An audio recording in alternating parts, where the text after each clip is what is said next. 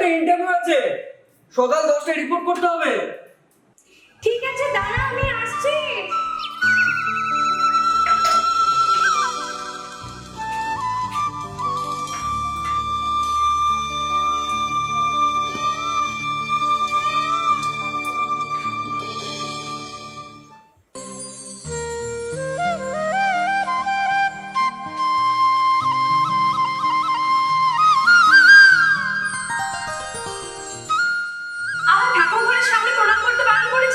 দূর রাখো তো তোমার ঠাকুর। আজ 6 বছর হয়ে গেল মাস্টার ডিগ্রি করে বসে আছে। এরপর তো সরকারি চাকরি করার বয়সটাও চলে যাবে, তখন সরকারি চাকরির স্বপ্ন স্বপ্নই থেকে যাবে। আর শোনো, জীবনে যদি কিছু হয় সেটা তোমাদের জন্যই হবে, বুঝলে? আচ্ছা বাবা কোথায় গো? বাইরে আছে, চলো।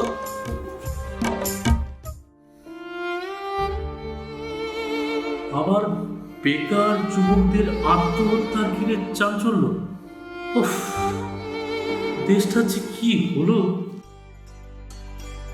বাবা বাবা ও অংশু, এই শোন, আমি সব কিছু শুনেছি, বুঝলি? ভালো করে ইন্টারভিউটা দিয়েছি। হ্যাঁ, যাও যাও। মা তাহলে আমি আসি। ঠিক আছে, কিছু খেয়ে যাবি না বাবা? মা তোমার ওই রামকৃষ্ণের চিড়ে ভাজা সময় মতো ওই খেয়ে নেবো। আচ্ছা। মা আসছে। গাও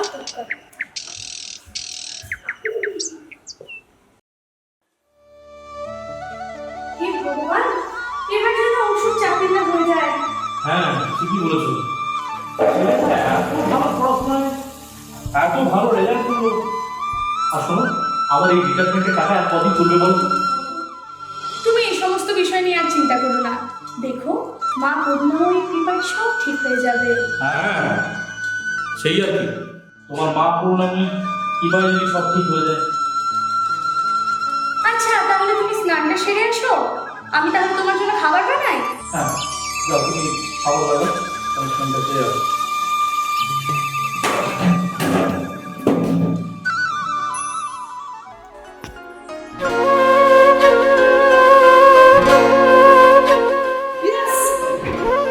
মা ও মা,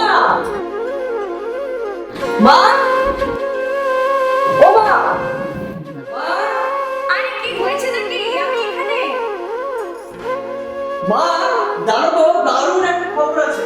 তুমি শুনলে একদম চমকে যাবে। তুমি নিউ ইয়র্কের নাম শুনেছো? হ্যাঁ, তাতে আবার নতুন কি? ওই তো ছোটবেলায় পড়েছিলাম, আমেরিকা, স্ট্যাচু অফ লিবার্টি। হ্যাঁ মা, হ্যাঁ একদম তুমি ঠিক কথা বলেছো। আচ্ছা মা, তুমি এত পড়াশোনা করেও কেন যে তুমি চাকরিটা করলে না সেটা আমি ভাবছি। আমার কথা বাদ দে তো, কি হয়েছে নাকি সেটা তো বল। জানো তো মা, অনেকদিন আগে না ওখানে একটা আমি চাকরির জন্য অ্যাপ্লিকেশন করেছিলাম, ইন্টারভিউ দিয়েছিলাম। ওরা মেল পাঠিয়েছে যে আমি সিলেক্ট হয়ে গেছি। এত দূরে চাকরির জন্য অ্যাপ্লিকেশন তুই কবে পাঠালি? চলো কি হয়েছে চলো, তুমি দেখবে চলো, তুমি দেখবে আরে কি হয়েছে সেটা তো চলো বল। চলো চলো চলো, তুমি দেখবে চলো। মা, এসো, এসো, কি হয়েছে? এসো না। আচ্ছা। দেখো দেখো মেলটা দেখো। আচ্ছা মা, বাবা কখন আছে? হ্যাঁ, হ্যাঁ। চলো চলো বাবা কোর্টে যাই, চলো। চলো বাবা। হ্যাঁ বল, ও শুনছো, তোমার ছেলের কি ব্যাপার? কি ব্যাপারে? কি এমন ব্যাপার? তোমার ছেলে আমেরিকায় চাকরি পেয়েছে। সে কি, আমেরিকায়? হ্যাঁ বাবা, আমার তো কতদিনের স্বপ্ন বলো, বিদেশে যাব, কত কিছু দেখবো শিখবো। শোনো, তোমার এই ব্যাপারটাতে আমি কিন্তু সহমত হতে পারছি না। এত দূর ঘর বাড়ি ছেড়ে সেই আমেরিকায়, তুমি ওদেরকে বলে দাও যে তুমি বিদেশে যাবে না। বাবা তুমি এর কথা বলছো? আচ্ছা বাবা, তুমি তো দেখেছো আমি কত কিছু তো চেষ্টা করলাম, কিছু কি কেন হলো? ধৈর্য ধরো, সব ঠিকঠাক হবে। কিন্তু তোমার ওই আমেরিকা যাওয়ার সিদ্ধান্তটা, এটা কিন্তু আমি মেনে নিতে পারবো। কমলা, চলো আমাকে ছেড়ে দেবো। কি মুশকিল, এইভাবে যদি বাবা মাই না চায় তাহলে আমার ঘুরে যাওয়াটা কিভাবে সম্ভব? কিছুই বুঝতে পারছি না।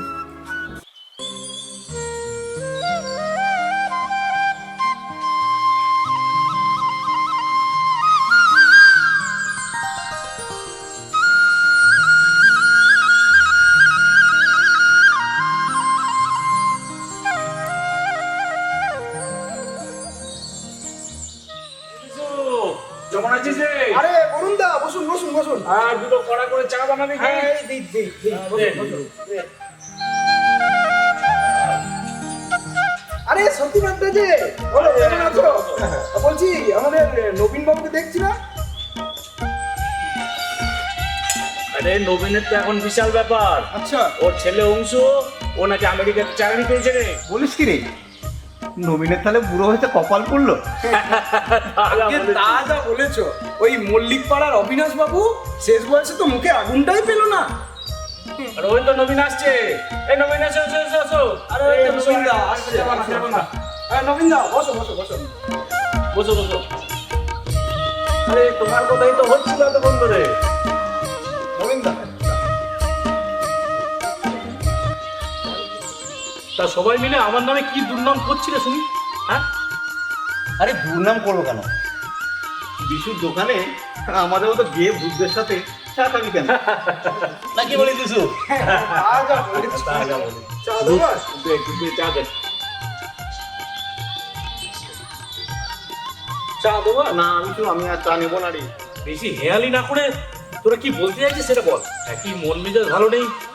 বরুণের মুখে শুনলাম তোদের ছেলে নাকি আমেরিকা চলে যাচ্ছে, তাই এতে তোদের সম্মতি আছে বুঝি? আরে সম্মতি নেই বলি তো ছেলেটাকে ধমক দিয়ে বাড়িতে বসেই রেখে গেল। কিন্তু সতীনাথ, এত ভালো সুযোগ কি ছেলেটা আর পাবে? এই ভেবে ভেবেই আমার মনটা ভারাক্রান্ত হয়ে উঠেছে, বুঝলে বলুন? দেখ ভাই, আমরা সবাই জানি ওর ছেলে গোল্ডবিনে খুব মেধাবী, আর ও আমাদের গোটা গ্রামের বল। কিন্তু কিছু মনে করিস না ভাই, এখনকার ছেলে মেয়েদের কি সত্যি কোনো ভরসা আছে? এই বিদেশে গিয়ে হয়তো কোনো টাকার অভাব হবে না, কিন্তু সেই টাকার গদিতে বসে ওই অবিনাশের ছেলের মতো যদি তোদেরকে ভুলে যায়, তখন সেই অভাবটা মেটাতে পারবি তো? আরে মরার আগে মুখে জলটা পাবি তো? শুনতে হয়তো খারাপ, কিন্তু এটাই তো বাস্তব। কারণ বাস্তব এটাও যে এই বেকারের জ্বালায় আমার ছেলেটা জ্বলে পুড়ে মরছে, আর আমরা সেটা প্রত্যক্ষ করছি। ভালো একটা ছেলেকে চোখের সামনে একটু একটু করে শেষ হতে দেখছি। বাবা হয়ে ছেলের এই কঠিন বাস্তবের লড়াইয়ের সাক্ষী আমরাও। কিন্তু অবিনাশের ছেলে? শোন ভাই, আর ছেলে কি করছে আমার দেখার দরকার। শোন, আমার ছেলে নাস্তিক হতে পারে, কিন্তু ভগবান হিসেবে আমার ছেলে মা বাবাকেই ভগবানের স্থান দিয়েছে। আজও যদি কোনো শুভ কাজে যায়, তখন আমাদেরকে প্রণাম করেই বাড়ি থেকে বেরোয়। আর সেই ছেলেকে তো আমি অযথা ছোট করতে পারি না। আর শোন, আমার ছেলেকে না কারোর সাথে তুলনা করতে চাই। কত দেখলাম ভাই, লন্ডন, আমেরিকা, প্যারিস। তাজা বলেছিস সত্যি। শোন, কেউ যদি বুঝতে না চায়, তাকে কি আর জোর করে বোঝানো যাবে? ধুর, আমি ভাবলাম তোদের সাথে একটু কথা বলে মনটাকে একটু হালকা করবো। না না, তোদের কাছে আর বসে কোনো লাভ নেই। বাহ, আমরা আবার কি বললাম? আসলে অপ্রিয় সত্য কথা তো। তাজা বলেছিস ভাই।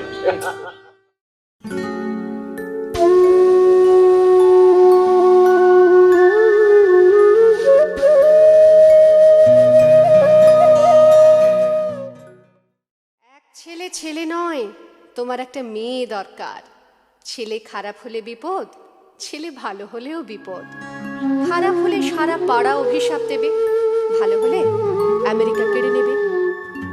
মেয়ে হলে নাম রাখতাম ময়ূরপঙ্খী।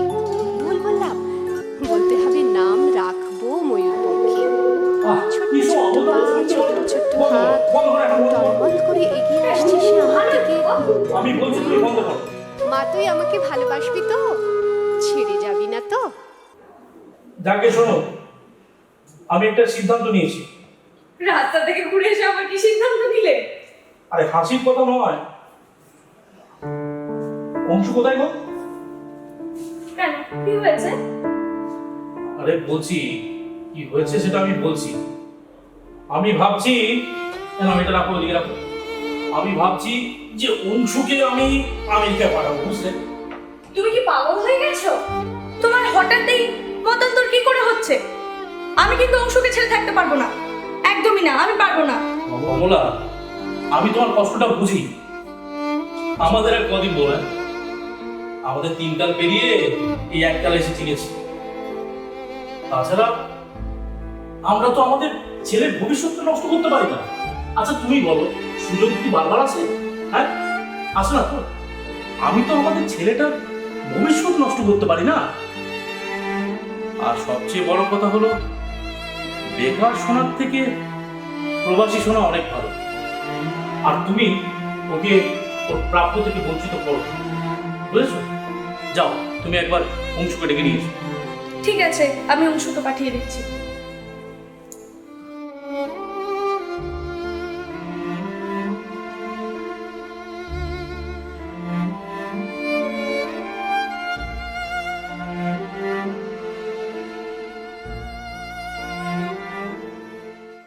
বাবা, হুম, তুমি আমাকে ডেকেছো বাবা?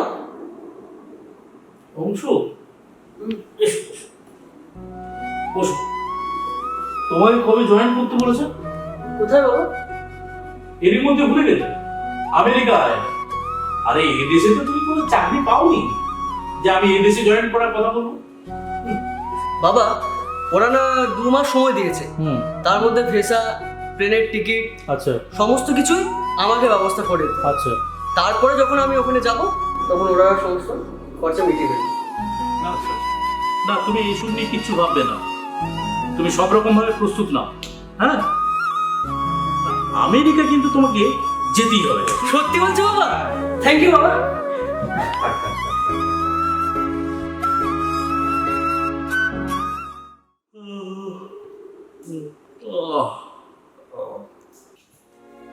কি গো, হুম। তুমিও তাহলে ছেলের কথায় শেষমেশ রাজি হয়ে গেলে? তাহলে এবার এতগুলো টাকা জোগাড় করবে কি করে? ওসব নিয়ে তুমি ভেবো না কমলা। আচ্ছা, আমার যা জমানো টাকা আছে সবই তো ওই অংশু।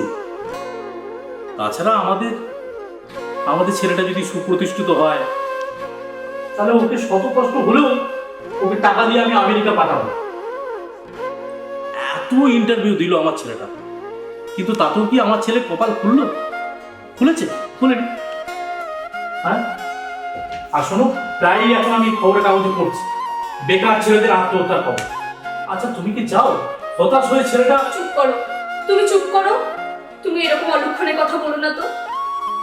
ঠিক আছে, দেখো তুমি অংশুর জন্য কি ভালো করতে পারো, তাই দেখো।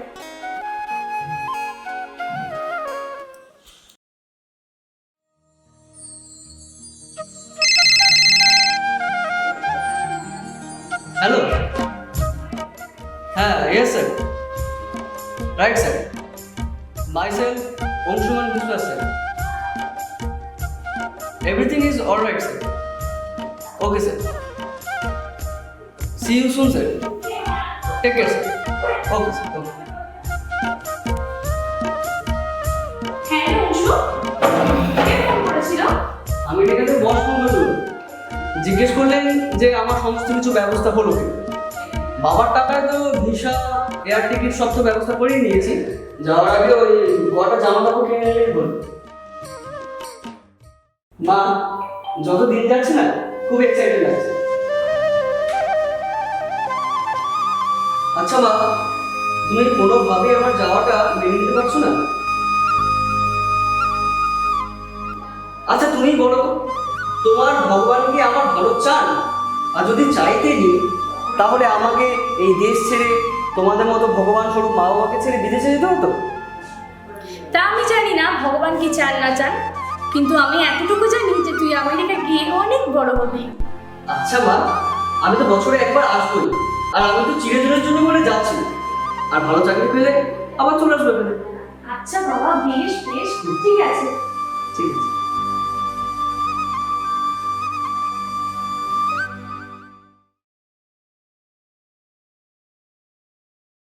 কমলা, কমলা, কই গো, শুনছো? কি গো, কি হলো? আরে তাড়াতাড়ি এসো, তাড়াতাড়ি এসো। খারাপ হলো নাকি? আরে না, ওই তো কিছু হয়নি। কি হয়েছে বাবা?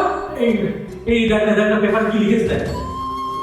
লিখেছে ইতালির পর এবার আমেরিকায় করোনা ভাইরাসের থাবা বসিয়েছে। এ দেশে কয়েকজন কোভিড পজিটিভ ধরা পড়েছে। কাল থেকে দেশে লকডাউন ঘোষণা করেছে। সমস্ত রেল, বিমান পরিষেবা সব বন্ধ। হ্যাঁ বাবা, হ্যাঁ? তুমি ঠিকই শুনেছো, কিছুক্ষণ আগেও আমার ওই হিসাব হাতে লেগে গেল। আচ্ছা। সে কি কাল থেকেও তো টিভিটা খোলা হয়নি? কি হবে রে? হ্যাঁ, তোমার ওই গানের চ্যানেল আর কবিতার চ্যানেল এইগুলোকে লাগিয়ে রাখো, তাহলেই তুমি সব খবর ঠিকঠাক সময় পাবে। তাহলে কি হবে বাবা? আমার কি আমেরিকা যাওয়া হবে না? তুই এখনো ভাবছিস মানুষ বাঁচবে কি মরবে তার কোনো ঠিক নেই? শোন, জীবনটা তো আগে, সব ঠিকঠাক না হওয়া পর্যন্ত এ ব্যাপারে আর কিছু চিন্তা ভাবনা করা যাবে না। ওই জন্যই বলি ভগবান যা করে মঙ্গলের জন্যই করে। আমরা সাবধান খেয়ে থাকবো, তুই যেমন টিউশন পড়াচ্ছিলি সেরকমই পড়াবি, তাই চলবে। এত কিছু ব্যবস্থা করো, যাওয়াতে এত বড় বাধা। দুঃখ, চাকরিটা আমার কপালে নেই। এই দেশে থেকে তোমাদের সেবা করতে পারাটা আমার কাছে সৌভাগ্য, কিন্তু আমি বিদেশে যাচ্ছি কি আর শখে? এই দেশ আমার বাধ্য করেছে। ঠিক আছে, তোমরা যখন বলছো তখন যাবো না। আমার বসকে আমি আমার সিদ্ধান্তের কথা জানিয়ে দেবো। হ্যাঁ বাবা, তাই কর, যা হবে পরে দেখা যাবে। ছাড় তো। অংশ, তুমি চিন্তা করো না। তুমি দেখবে তুমি একদিন আমাদের এই দেশের নাম উজ্জ্বল করবে। যাও, তুমি ভেতরে যাও। ঠিক আছে।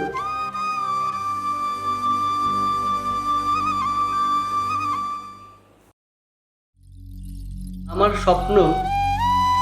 স্বপ্নই থেকে গেল, বিদেশে যাওয়ার হলো না। এখন রবি ঠাকুরের সেই কবিতাটা না খুব মনে পড়ছে। বহু দিন ধরে বহু ক্রোশ দূরে, বহু ব্যয় করি বহু দেশ ঘুরে, দেখিতে গিয়াছি পর্বতমালা, দেখিতে গিয়াছে সিন্ধু, দেখা হয় নাই চক্ষু মিলিয়া, ঘর হতে শুধু দুপা ফেলিয়া, একটি ধানের শীষের ওপর একটি শিশির বিন্দু।